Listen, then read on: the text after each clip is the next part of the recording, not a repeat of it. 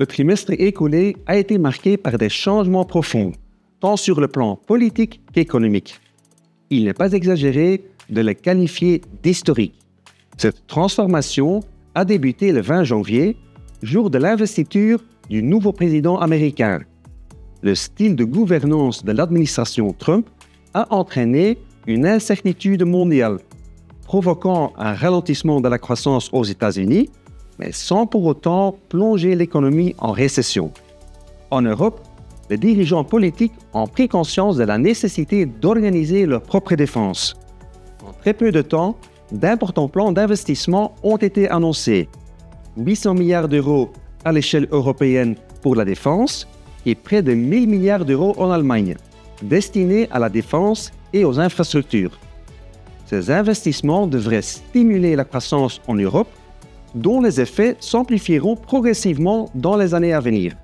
Dans ce contexte, nous encourageons les investisseurs à prendre du recul par rapport à la volatilité actuelle des marchés et aux turbulences politiques.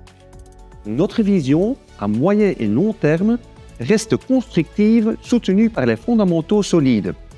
Une croissance économique robuste attendue en 2025 et au-delà, une accélération de la croissance bénéficiaire et des banques centrales qui prévoient encore quelques baisses des taux directeurs. Nous pensons que le marché boursier américain peut encore progresser cette année, selon un schéma de 3 pas en avant, 2 pas en arrière. Historiquement, lorsque l'économie américaine évite la récession, l'indice S&P 500 suit à long terme l'évolution des bénéfices des entreprises. Pour 2025 et les 2 années suivantes, les analystes anticipent une croissance bénéficiaire supérieure à 10%.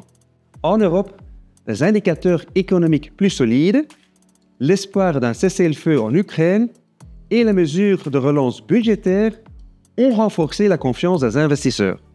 La récente hausse des marchés a permis aux actions européennes de rattraper un peu leur retard, mais elles sont toujours cotées qu'à leur moyenne historique et affichent encore une décote d'environ 30% par rapport aux actions américaines. Par ailleurs, lors de sa campagne, le président Trump a évoqué la prolongation des baisses d'impôts existantes ainsi que des mesures de dérégulation.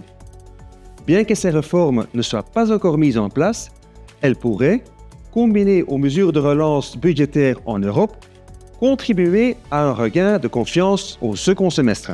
Pour les investisseurs, cela signifie qu'il est judicieux de rester investi et de considérer des corrections de marché comme des opportunités d'achat. Merci pour votre attention et à très bientôt.